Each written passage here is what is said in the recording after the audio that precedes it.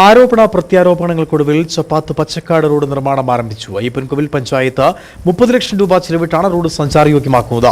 ചപ്പാത്ത് cement പാലം മുതൽ CSI പള്ളി ജംഗ്ഷൻ വരെയാണ് നിർമ്മാണം നടത്തുന്നത്. PMGSY പദ്ധതിയിൽ നിർമ്മിച്ച റോഡിന് പ്രത്യേക അനുമതി വാങ്ങിയാണ് പഞ്ചായത്ത് റോഡ് സഞ്ചാരയോഗ്യമാക്കുന്നത്.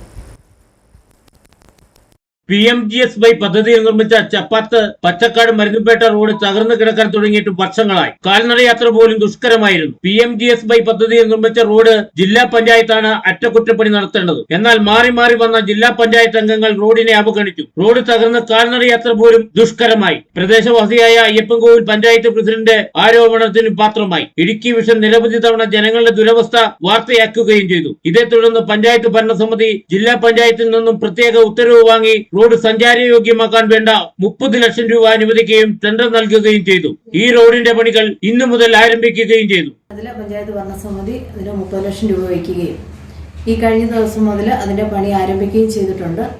ഐറിഷും ടാറിങ്ങോട് ചേർത്താണ് വർക്ക് തുടങ്ങിയിരിക്കുന്നത്. അത് ഉടനെ തന്നെ പൂർത്തീകരിക്കുന്നതാണ്. സിമന്റ് പാലം മുതൽ 10ാം വാർഡിലൂടെയാണ് റോഡ് ആരംഭിക്കുന്നത്. 8, 9 റോഡുകളെ ബന്ധിപ്പിക്കുന്നതാണ് ഈ പച്ചക്കാട് ഹെവൻവാലി PMGSY റോഡ്. പഴയ ടാറിംഗ് ഇളക്കി മാറ്റി റോഡ് നിരപ്പാക്കുന്ന ജോലിയാണ് ആരംഭിച്ചിരിക്കുന്നത്. സമയബന്ധിതമായി നിർമ്മാണം പൂർത്തിയാക്കി റോഡ് സഞ്ചാരയോഗ്യമാക്കാനാണ് ലക്ഷ്യം വെക്കുന്നത്. റോഡിന്റെ ദുരവസ്ഥയ്ക്കെതിരെ വിവിധ കോണുകളിൽ നിന്ന് ആരോപണം ഉയർന്നിരുന്നു. റോഡ് പണി ആരംഭിച്ചതോടെ ആരോപണങ്ങൾക്കും വിരാമമായി. Idukki vision news, Ayyappancoil.